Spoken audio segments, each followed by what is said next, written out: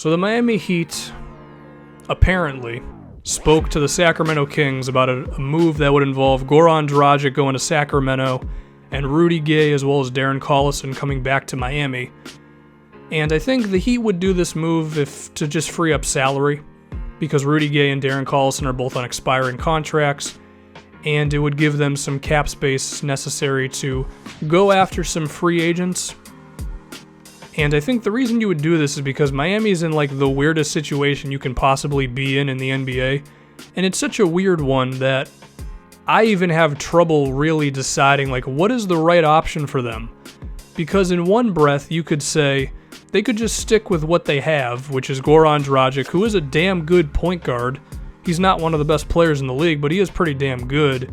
We've seen him put up like 20 and 6 before for the Phoenix Suns, being a heavy pick and roll player.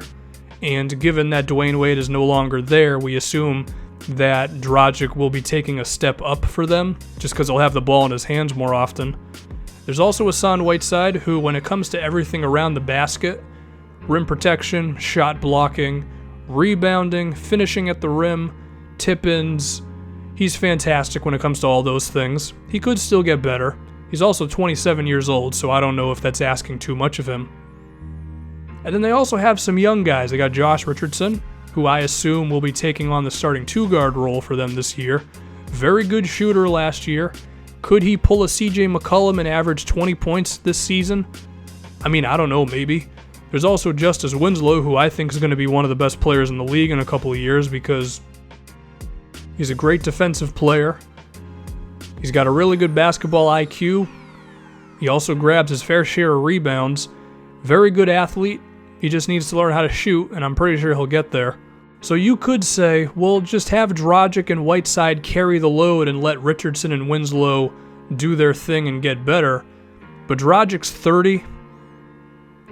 By the time Winslow and Richardson really take off, Dragic might be too old to be effective anymore. There is also Tyler Johnson, who has some potential as well, but the same thing there. It's like, do you want to invest in these guys really taking off by the time your starting point guard is no longer good? I don't know. That's an interesting slippery slope, I guess. And I think we saw them think about that with this rumor of Dragic potentially in trade talks. They already shot it down. Spoelstra did. I think Miami might have said to themselves, well, if we can pick up maybe Blake Griffin or someone like that in free agency who's a bit younger and, well, better, it would give our young guys more time to really take off, and then we could become a title contender in a couple seasons. But personally, I think the reason you hold off on trading Dragic at this very moment is I'm a firm believer in seeing what you have first.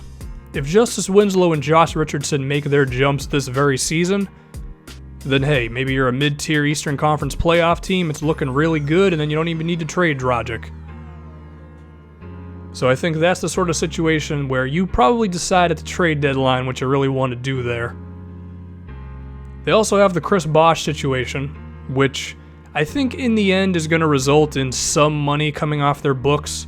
This sort of thing has never really happened in the NBA before, with a player of this magnitude with this much salary being in a situation where we don't know if he's going to play, we don't know if his money is going to come off of Miami's books. I mean, the Heat could influence it by having him not play for a certain number of games and then waiving him and then hoping next season he doesn't play 25 games for another team. Who the hell knows how that situation is really going to end? But I assume some money is going to come off their books, whether it's Chris Bosh's entire contract, whether it's the players' union stepping in and saying, okay, let's come to some sort of a resolve here where this much money comes off your guys' books, but you still have to pay him this much. Who knows? But if we just assume some money is going to be relieved from the Heat salary cap, that gives them another opportunity to make some moves in free agency. And a lot of the time I would say don't put a lot of your eggs into the basket of free agency, but when you're Pat Riley and you're the Miami Heat, I give you a little bit more of a pass. The Heat and the Mavericks, those are the two teams that when it comes to free agency, actually, it's kind of a legit strategy for them.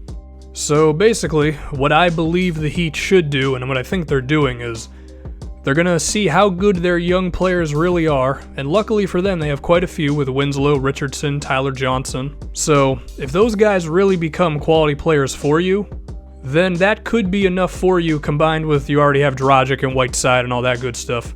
But I think the Miami Heat could also take an aggressive approach to this, which is you trade Goran Dragic, you free up salary, you go crazy in free agency, and the interesting thing is, they don't have a lot of time to just sit around just because you got Tyler Johnson's $19 million that's about to kick in after next season.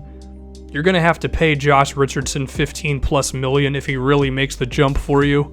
So if Miami wants to make the decision now of we got to go for it, we got to be a bit more aggressive, and we got to go for a big name free agent, and we got to free up the salary cap to do it, you kind of have to do it right now, because once you're paying Richardson and Johnson and those guys' money is on your books, you're pretty much stuck with the team you got. Now again, the team that you could be quote-unquote stuck with might be pretty damn good because of these young guys, but it's a very interesting situation that Miami is in. If they decide to just roll with what they got this season, they could end up with, probably being one of the bottom Eastern Conference playoff teams, or maybe not making it at all, but still winning like 40 games or so. And then they end up with the 12th pick in the draft, which, that's good. It's not necessarily a huge difference maker. It could be, but odds are usually it's not. And then you just hope that Winslow and these guys can really take off, or you can be a bit more proactive. Trade Dragic, perhaps be a bit worse, get yourself maybe the 5th pick or something. Better chance of that guy being a big-time player. You can embrace that guy with the other young players you have. Whiteside is going to be 28 at that point. Maybe that's the way to go. And then you give yourself the cap space in free agency. Who the hell knows? I think a big part of this is riding on how quickly Winslow, Richardson, and Johnson become. What the hell am I saying? How quickly they become really good, and if they become really good, which I think they will be. There's also the Chris Bosh money situation. There's a lot of options for Miami, and the weird thing is, you could pretty much rationalize whichever one you want. Like, you could just say, oh yeah, Winslow's going to be fantastic in his second season, and just ride it out with the veterans we already have.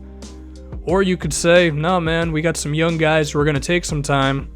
Trade Dragic, get a top pick. It's whatever, man. But the underlying thing with all of this is the Heat and Pat Riley are definitely a free agent destination. So I'm not going to be surprised if they end up with Blake Griffin not long from now. That's going to do it.